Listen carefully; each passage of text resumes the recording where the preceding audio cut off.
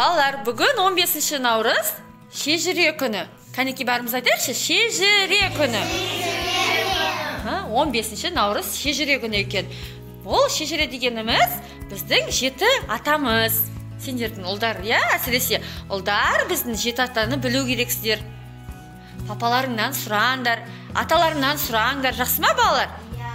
Сендерге үйге тапсырма.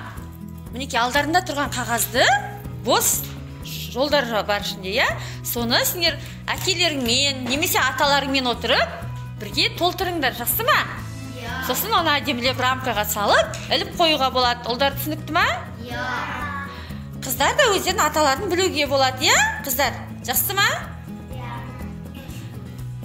Ал енді балалар қараңдар. Бізде кім өзінің руын біледі? Қандай ру сендерде? Кім біледі? Ұлдар біле ме екен? Нияз. Қазбек, руыңды білесің ба? Кім біледі ру? Айша, руыңды білесің ба? Милана? Жарайды. Ақназар? Руың кім еді? Сен білмейсің ба? Папаларына сұраңдар, жақсы ма? Найман екен. Молодец. Бізде Жансерік пен Ақназар біледі екен. Тағы кім руын біледі? Қалай? Алди? Ой, молодец. Ардан, сен есіңе түскен жоқ па? Расыл, руын білмейсің ба? Сұрап келесіңдер әкелерінен, жақсы ма? Білу керексіңдер, сосын жеті атаны сұраңдар, және жаттап алыңдар оны, жақсы ма?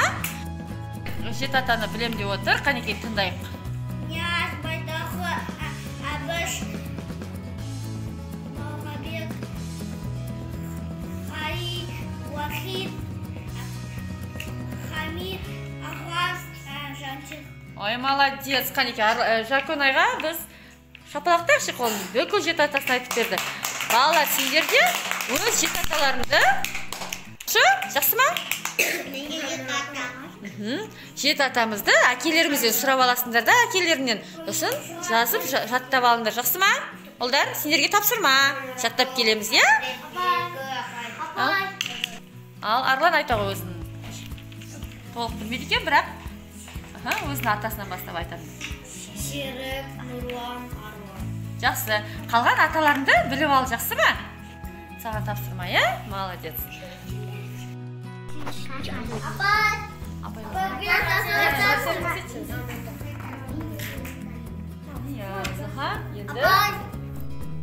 Каналға тіркеліп, біздің видеоларымызды әрдайым тамашалап, лайк басып, колокольчик басып отырыңыз.